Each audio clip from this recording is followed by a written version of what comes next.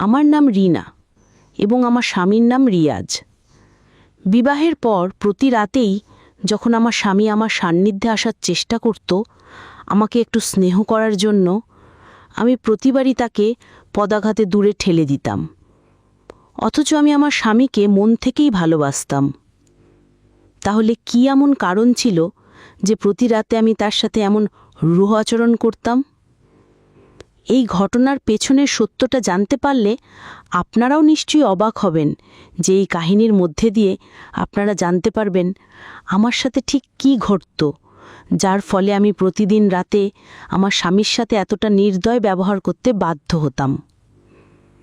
আসলে বিয়ের পর আমরা দুজন, অর্থাৎ আমি আর আমার স্বামী, আমার জা আর ভাসুরের বাড়িতেই থাকতে শুরু করেছিলাম।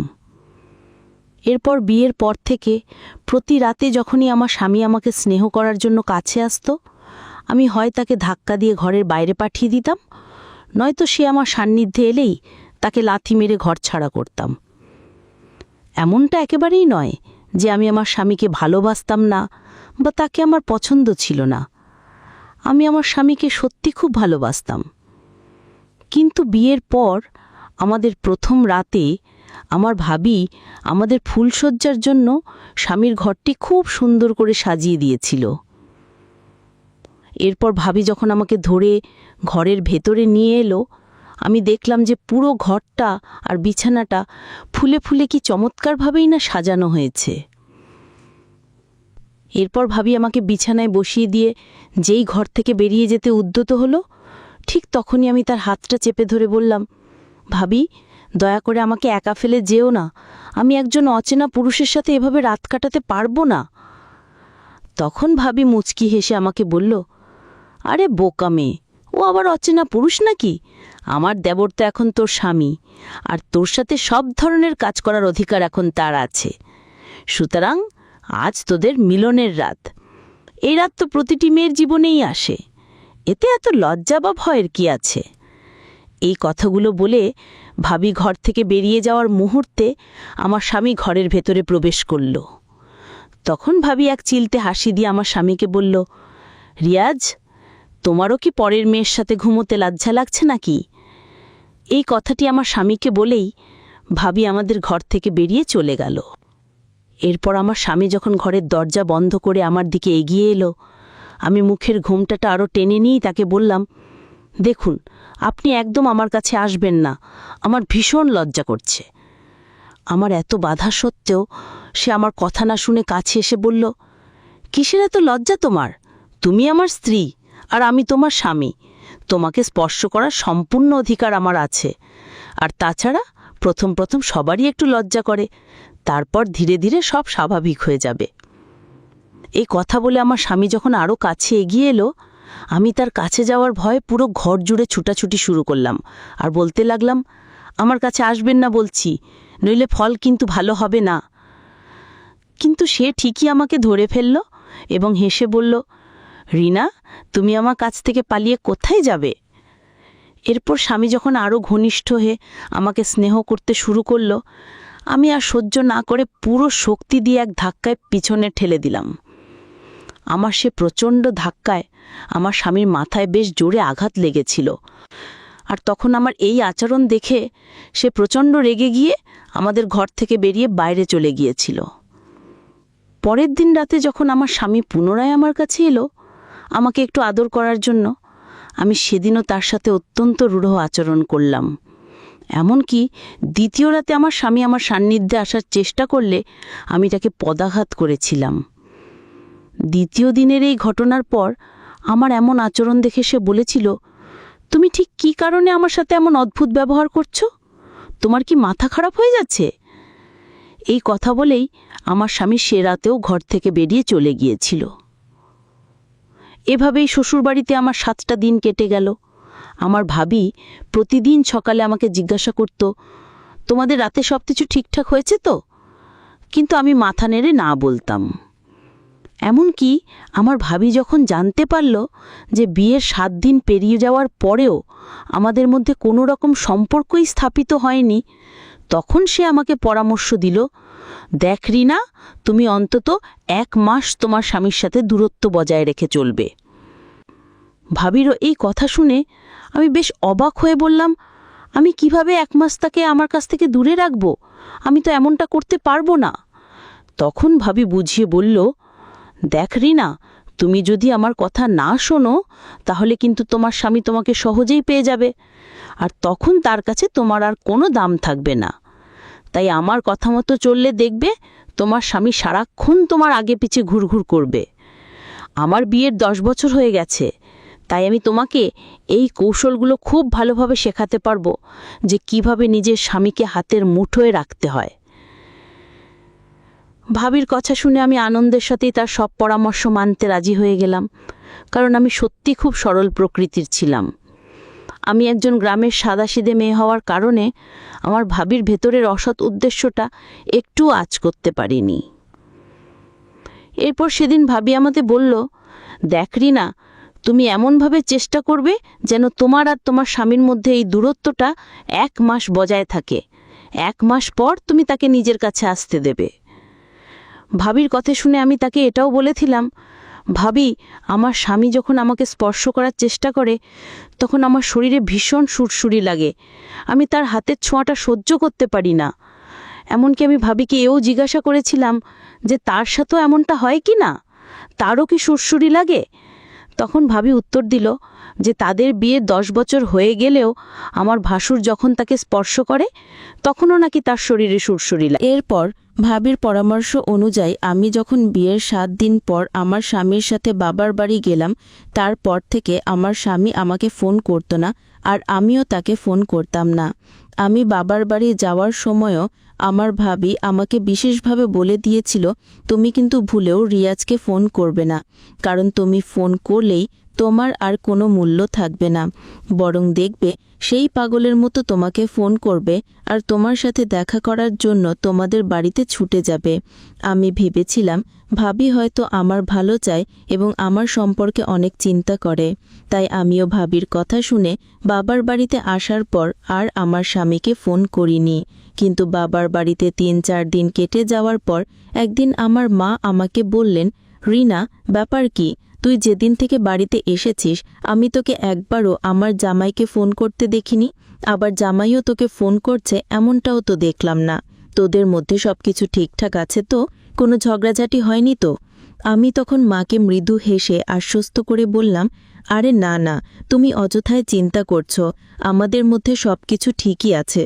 মা আমাকে আরও অনেক কিছুই জিজ্ঞাসা করেছিলেন, কিন্তু আমি তাকে এটা বলিনি যে আমার ভাবি আমাকে আমার স্বামীকে ফোন করতে নিষেধ করেছে, কারণ তখন আমি নিজেও বুঝতে পারছিলাম না যে আমার ভাবি আসলে আমার আর আমার স্বামীর কাছে ঠিক কী চাইছিল। এরপর বাবার বাড়িতে যখন 5 দিন কেটে গেল তখনও আমার স্বামী আমাকে একটা ফোনও করল না। তখন আমার মা আমাকে বললেন, রিনা, তুই কিন্তু একটা বিরাট ভুল করছিস। জামাই ফোন করছে না বলে তুইও ফোন করবি না? তোর স্বামীকে প্রতিদিন ফোন করার অধিকার তোর আছে, কিন্তু তুই কেন এমন বোকার মতো আচরণ করছিস আমি তো কিছুই বুঝতে পারছি না। তুই এখনই আমার জামাইকে ফোন কর, আমি তোর কোনো কথা শুনব না।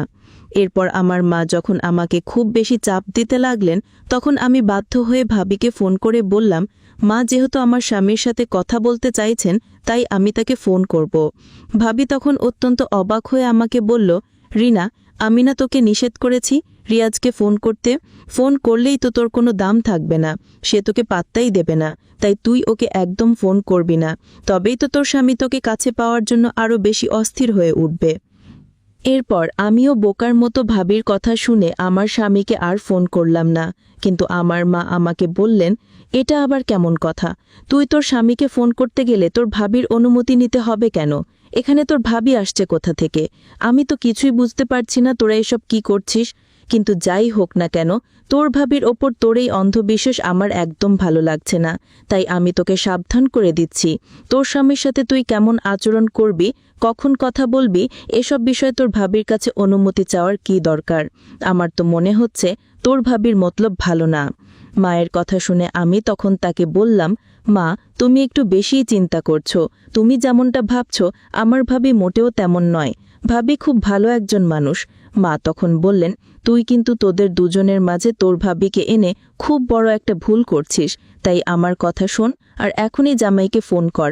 আমি তখন মায়ের কথা শুনে অল্প অল্প বুঝতে পারছিলাম যে সম্ভবত আমি ভাবির ওপর প্রয়োজনের চেয়ে অনেক বেশি নির্ভর করে ফেলেছি। তাই আমি বাবার বাড়িতে আসার 6 দিন পর মায়ের কথা উপলব্ধি করে আমার স্বামীকে ফোন করেছিলাম, কিন্তু আমার স্বামী আমার ফোন ধরলই না। এমনকি আমি টানা 2 দিন তাকে ফোন করেছিলাম, তারপরও আমার স্বামী আমার ফোন ধরেনি। আমার স্বামী যখন ফোন ধরল না, তখন আমি ভাবিকে ফোন করলাম, কিন্তু আমার ভাবিও যখন আমার ফোনটা ধরল না, তখন মায়ের কথার ওপর আমার বিশ্বাস জন্মাতে শুরু করলো এবং মায়ের মতো আমার মনেও ভাবিকে নিয়ে সন্দেহ দানা বাঁধতে লাগলো। টানা 3-4 দিন ফোন করার পরেও যখন আমার স্বামী ফোন ধরল না, তখন মা আমার ফোন থেকে আমার ভাসুরকে ফোন করলেন এবং আমার আর আমার স্বামীর ব্যাপারে সবকিছু খুলে বললেন। মা বললেন, দেখো বাবা, তোমার ভাইয়ের সাথে আমার মেয়ের বিয়ে হয়েছে মাত্র কিছুদিন হলো, এর মধ্যেই তোমার ভাই আমার মেয়ের ফোন ধরছে না। আমার তো জামাইকে নিয়ে সন্দেহ হচ্ছে, কিন্তু আমার মেয়েটা তো সাদাসিধে, সে আমার কোনো কথাই বুঝতে চাইছে না। দেখো বাবা, আমি তোমাকে আজ একটা কথা বলতে চাই, জানি না তুমি কথাটা কিভাবে নিবে, তবে আমার মনে হচ্ছে তোমার স্ত্রী আর আমার জামাইয়ের মধ্যে হয়তো কোনো ধরনের সম্পর্ক আছে, আর সেই কারণেই হয়তো তোমার স্ত্রী আমার মেয়েকে রিয়াজকে ফোন করতে বারণ করেছে। আমার ভাসুর তখন মায়ের সব কথা শোনার পর আমাকে আশ্বস্ত করে বললেন, শুনুন মা, আপনি বিলকুলও চিন্তা করবেন না। আপনি যখন আমাকে এতগুলো কথা বলেছেন, তার মানে এর ভেতরে নিশ্চয়ই কিছু একটা রহস্য লুকিয়ে আছে, আর এটা আমি খুঁজে বের করবই। তাই আপনি একদম চিন্তা করবেন না, আপনার মেয়ের সংসার আমি কিছুতেই ভাঙতে দেব না। ওদিকে এই ঘটনাগুলোর পর আমার মনেও একটা গভীর চিন্তা বাসা বেঁধেছিল যে সত্যিই কি আমার স্বামী তার ভাবির সাথে কোনো অনুচিত সম্পর্কে জড়িয়ে পড়েছে, নাকি এসব কেবলই আমার আর আমার মায়ের ভুল ধারণা। এভাবেই আরও 2-3টা দিন কেটে গেল, কিন্তু আমার স্বামী আমাকে পাল্টি ফোন করা তো দূরের কথা, আমার সাথে একবার দেখা করতেও আসেনি। 2-3 দিন পর একদিন হঠাৎ রাত 12টার দিকে আমার ভাসুর আমাদের বাড়িতে এলেন এবং কাঁদতে কাঁদতে আমার আর মায়ের সামনে হাত জোড়ো করে বললেন, আমাকে আপনারা ক্ষমা করে দিন, কারণ আমাকে এই ভয়ঙ্কর সত্যটা আপনাদেরকে বলতেই হবে। আসলে মায়ের কথা শোনার পর আমার ভাসুর সেদিন রাতে লুকিয়ে আমার ভাবির ঘরের ভেতরে প্রবেশ করেছিলেন। এরপর তিনি যা দেখেছিলেন তা শুনলে আপনাদেরও পায়ের নিচের মাটি সরে যাবে। সত্যিটা হলো, আমার ভাবি আমার স্বামীর সাথে নিজের সম্পর্ক গড়ার জন্য আমাকে আমার স্বামীর কাছ থেকে দূরে সরিয়ে দিয়েছিল। আর আমার স্বামী যখন তার ভাবির কথা শুনে আমাকে বাবার বাড়িতে রেখে এসেছিল, তারপর থেকে আমার ভাসুরের অনুপস্থিতিতে আমার ভাবি আমার স্বামীর সাথে দিনের পর দিন যখন তখন ঘনিষ্ঠ হতো। আসলে আমার ভাসুরকে তার ব্যবসার কাজে প্রায় সারাদিনই বাড়ির বাইরে থাকতে হতো, আর এই সুযোগটাই আমার ভাবি পুরোপুরি কাজে লাগিয়েছিল এবং সে নিজের কামনা বাসনা চরিতার্থ করার জন্য আমার স্বামীকে ব্যবহার করেছিল। আমার স্বামীকে তার সাথে ঘনিষ্ঠ হতে আমার ভাসুর নিজের চোখে দেখেছিল এবং তাদের দুজনকে চড় মেরে অনেক অপমান করে আমার কাছে এসে এই সমস্ত সত্যি কথাগুলো আমাকে বলেছিল। ভাসুরের মুখ থেকে সমস্ত সত্যটা শোনার পর আমি আমার স্বামীর মুখ থেকে সবটা জানতে চাইলাম। সে আমার সামনে মাথা নিচু করে দাঁড়িয়েছিল আর হাত জোর করে ক্ষমা চেয়ে বলছিল, রেনা, আমি আবেগের বশবর্তী হয়ে অনেক বড় একটা ভুল করে ফেলেছি। এরপর সে কান্নায় ভেঙে পড়ে আমার আর মায়ের পা ধরে ক্ষমা চাইতে লাগলো। জানি না কেন সমস্ত সত্যিটা জানার পরও প্রথমে আমি আমার স্বামীকে ক্ষমা করতে পারছিলাম না, কিন্তু প্রায় 1 সপ্তাহ পর আমি আবার তার কাছে ফিরে গিয়েছিলাম। ভেবেছিলাম তাকে আর একটা সুযোগ দেওয়া উচিত। আমার স্বামী বলেছিল যে সে নাকি ভাবির সাথে ওই সম্পর্কটা গড়তে চায়নি, কিন্তু ভাবিই নাকি তাকে জোর করে ঘনিষ্ঠ হতে বাধ্য করেছিল। তাই আমার মাও আমাকে বলেছিলেন যেন আমি আমার স্বামীকে একটা সুযোগ দিই। এখন আমরা আর আমার ভাসুর আর ভাবির বাড়িতে থাকি না, এখন আমরা দুজন একটা ভাড়া বাড়িতে থাকি। আর এখন আমি আমার স্বামীর সাথে অনেক সুখেই আছি, খুব ভালো আছি। এ কারণেই বলা হয় চোখ বন্ধ করে কোনো মানুষকে বিশ্বাস করতে নেই।